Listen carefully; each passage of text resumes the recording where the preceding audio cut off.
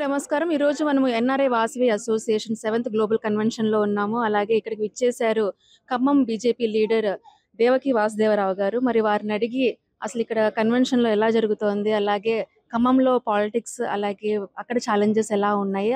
ఆ వివరాలన్నీ వారి మాటల్లోనే అడిగి తెలుసుకుందాం. నమస్తే సార్, ఎలా ఉన్నారు? నమస్కారం అమ్మా. ఖమ్మంలో ప్రజలు ఎటువంటి ఛాలెంజెస్ ఫేస్ చేస్తున్నారు? ఇప్పుడు చూసుకున్నట్లయితే అన్ని సీట్లు కాంగ్రెస్‌కి వచ్చాయి. మరి ఎలా మీరు అవన్నీ అడ్రెస్ చేయబోతున్నారు?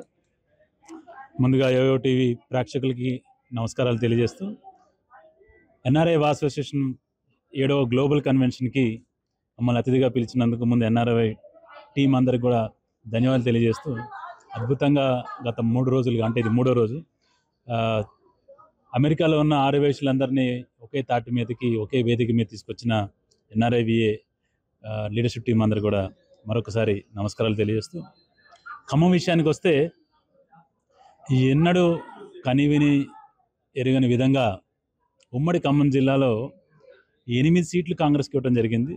ఒకటి సిపిఐ అలయన్స్లో సిపిఐకి, అదేవిధంగా బీఆర్ఎస్కి ఒక ఎమ్మెల్యే వస్తుంది, వాళ్ళని కూడా కాంగ్రెస్ తను కలిపేసుకొని ఈ రోజున ఉమ్మడి ఖమ్మం జిల్లాలో 10కి 10 మంది ఎమ్మెల్యేలు కూడా కాంగ్రెస్ నీడలో ఉన్నారు.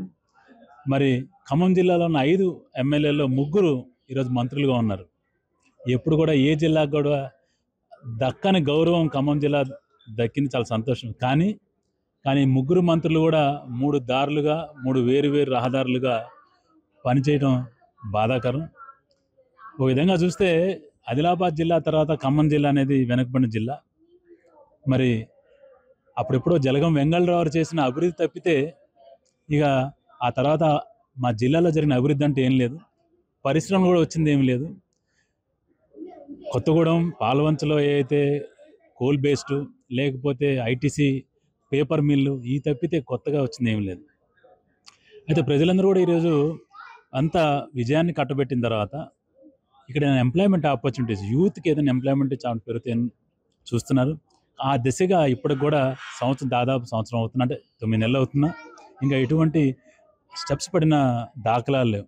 అదేవిధంగా ఇక్కడున్న ఇరిగేషన్ ప్రాజెక్ట్స్ కూడా, సీతారాం ప్రాజెక్ట్ కావచ్చు, భక్తరామదాస్ ప్రాజెక్ట్ కావచ్చు, ఇవి కూడా అంతా రకరకాల స్టేజ్ల్లో ఉన్నాయి తప్పితే అది పూర్తిగా పూర్తయి ప్రజలకి దానివల్ల ఉపయోగం అనేది పెద్దగా లేదు. మరి ఇదే పొంగులేటి శ్రీనివాసరెడ్డి గారు ఇంతకుముందు బీఆర్ఎస్లో ఉన్నారు, ఇదే తుమ్మల నాగేశ్వరరావు ఇంతకుముందు బీఆర్ఎస్లో ఉన్నారు. గత 10 ఏళ్ళుగా వాళ్ళు అధికార పార్టీలో ఉండి వారికి ఏదో అక్కడ పదవులు దక్కలేదని ఈరోజు కాంగ్రెస్కి వచ్చి కాంగ్రెస్లో గెలిపించిన తర్వాత మళ్ళీ ఇదే వాళ్ళు ఏం పాట పాడుతున్నారంటే, మరి గత 10 ఏళ్ళలో ఏమి అభివృద్ధి జరగదు, మీరు ఏం చేశారని మేము అడుగుతున్నాం. మేము గత 10 ఏళ్ళుగా మీరు బీఆర్ఎస్లో ఉండి మీరు ఏం చేశారని చెప్పి ప్రజలు అడుగుతున్నారు. ఇప్పటికైనా సరే మీరు రంగులు మార్చినా, కణవాలు మార్చినా, జెండాలు మార్చినా మళ్ళీ మిమ్మల్ని ఆదరించిన ఖమ్మం ప్రజలకి ఈసారైనా సరే 5 ఏళ్ల కాలంలో పూర్తి మెజారిటీ మీకు ఇచ్చింది కాబట్టి ఖచ్చితంగా కూడా మీరు అభివృద్ధి మీద పనిచేయాలని చెప్పి యువత ఈ రోజున ఖమ్మంలో ఎవరైనా బాగా చదువుకున్న వాళ్ళంటే వాళ్ళకి మొట్టమొదటి శాపం ఏంటంటే ఆ ఊరు వదిలి హైదరాబాద్కు ఇంకొకరికి ఉద్యోగాలు పోవాలి. ఇటువంటి ఉద్యోగ అవకాశాలు ఖమ్మంలో లేవు ఈ రోజున. విద్యా వైద్యం గురించి కూడా ఇందాక మీరు మాట్లాడినప్పుడు ఏదైనా ఇండస్ట్రీ బాగా ఉందంటే ఖమ్మంలో కేవలం వైద్యం, అంటే హాస్పిటల్ ఇండస్ట్రీ. మా వైరా రోడ్ నిండా ఉండే హాస్పిటల్స్లే. అది మంచికో చెడుకో మనకి అందరూ తెలుసు. హాస్పిటల్ ఎక్కువ ఉందంటే రోగాలు ఎక్కువ, రోగాలు ఉన్నాయంటే ప్రజల పరిస్థితులు బాగాలేదని. మనందరూ 2014లో ఈ యొక్క రాష్ట్రం ఏర్పడిన తర్వాత ఈ రాష్ట్రం యొక్క ఎక్సైజ్, అంటే లిక్కర్ యొక్క ఆదాయం 12,000 కోట్ల రూపాయలు. ఈ గత 10 ఏళ్లలో బీఆర్ఎస్ ప్రభుత్వం దాన్ని 42,000 కోట్లకు తీసుకొచ్చింది.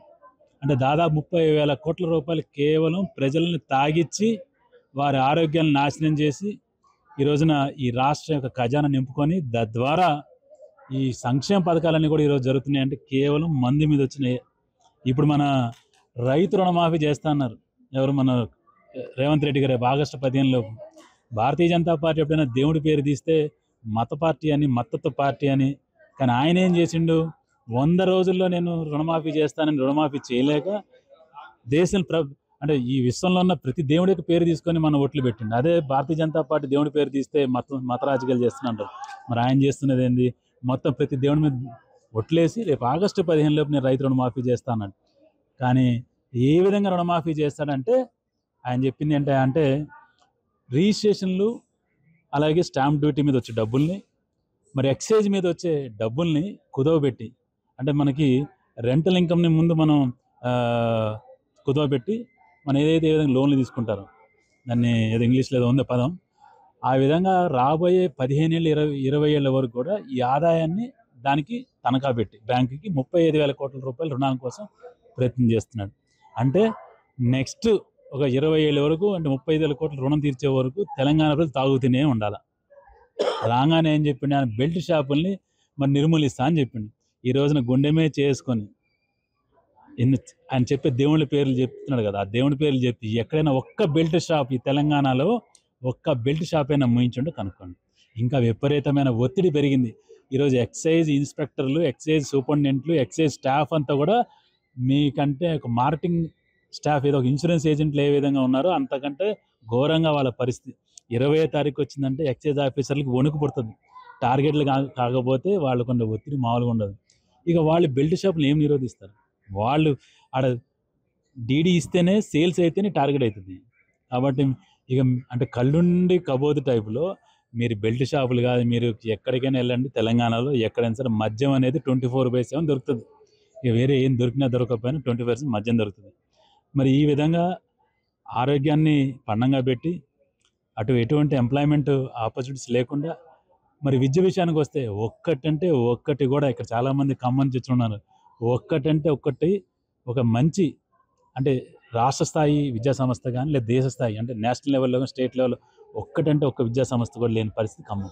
మరి సార్ ఖమ్మంలో ఇన్ని ఇష్యూస్ ఉన్నాయి కదా, మరి బీజేపీ పవర్లోకి వచ్చి అభివృద్ధి చేయాలంటే మీ తరపున మీరేం చేయగలుగుతున్నారు? భారతీయ జనతా పార్టీ మీరు గత ఎన్నికల మేనిఫెస్టో చూస్తే, అంటే అసెంబ్లీ అప్పుడు బీజేపీ మేనిఫెస్టో అలా కాంగ్రెస్ మేనిఫెస్టో చూస్తే ఎక్కడ కూడా ఉచితాలకి మేము పోటీ పడలేదు. కాంగ్రెస్ 6 గ్యారెంటీలు ఇస్తే బీఆర్ఎస్ అనేది ఇంకో 4 కలిపి ఏదో చిట్టిపాట పాడిన విధంగా మేము 2,000 ఇస్తాం, 2,100, 4,000 ఇస్తుంటే 5,000 ఇస్తాం. ఈ విధంగా ఆ కాంగ్రెస్ను బీజేపీ బీఆర్ఎస్ ఆ మేనిఫెస్టోలో వాళ్ళు ఉచితాల మీద పోటీ పడి ఇచ్చారు తప్పితే భారతీయ జనతా పార్టీ ఇప్పుడు ఆ విధంగా చేయలేదు. Bharatiya Janata Party manifesto very clear. Industrial development చేయాలా, ఉద్యోగ కల్పన జరగాలి, దేశంలో ఉత్పత్తి పెరగాలి, విదేశ సంస్థలను తీసుకురావాలి, ఇక్కడ ఐటీని డెవలప్ చేయాలి, ఆర్టిఫిషియల్ ఇంటెలిజెన్స్లో కూడా మన ప్రపంచంలో మిగిలిన దేశాలతో పోటీ పడాలా, మ్యానుఫ్యాక్చరింగ్ సెక్టర్ని చైనా నుంచి ఈ రోజున మీ అందరూ తెలుసు, అమెరికాలో ఉన్న అంటే చైనాలో ఉన్న విదేశీ కంపెనీలను కూడా they are trying to move out of the China. వాళ్ళ next alternate destination now it has become India. ఎందుకని? భారతీయ జనతా పార్టీ నేతృత్వంలోని కేంద్ర ప్రభుత్వం ఒక స్థిరమైన ప్రభుత్వాన్ని, అవినీతి రహిత ప్రభుత్వాన్ని నరేంద్ర మోదీ గారు 10 ఏళ్లలో ఈ దేశానికి ప్రపంచాన్ని చూపించారు. కాబట్టి ఆ విధంగా మ్యానుఫ్యాక్చరింగ్ ఇండస్ట్రీని చిన్నగా చైనా నుంచి కానీ మనం ఇండియాకి తెచ్చుకోగలిగితే, తద్వారా ఇక్కడ ఉత్పత్తి పెరిగితే రేపు మనకి ఆర్థికంగా మనం వెసులుబాటులో ఆర్థికంగా మనం పెంపొందిన వీలవుతుంది. ఇప్పుడు ఏదైతే 5వ ఆర్థిక వ్యవస్థగా భారతదేశం ఉందో, ఖచ్చితంగా కూడా ఈ యొక్క 3వ టర్మ్లో నరేంద్ర మోదీ గారి 3వ టర్మ్లో ఇది 3వ స్థానానికి వెళ్తుందనేది ఎటువంటి సందేహం లేదు. తద్వారా నెక్స్ట్ వచ్చే అసెంబ్లీ ఎన్నికల్లో ఎప్పుడొచ్చినా తెలంగాణలో ఎప్పుడు ఎన్నికలు వచ్చినా సరే గవర్నమెంట్ ఫామ్ చేస్తే Bharatiya Janata Party. Thank you sir.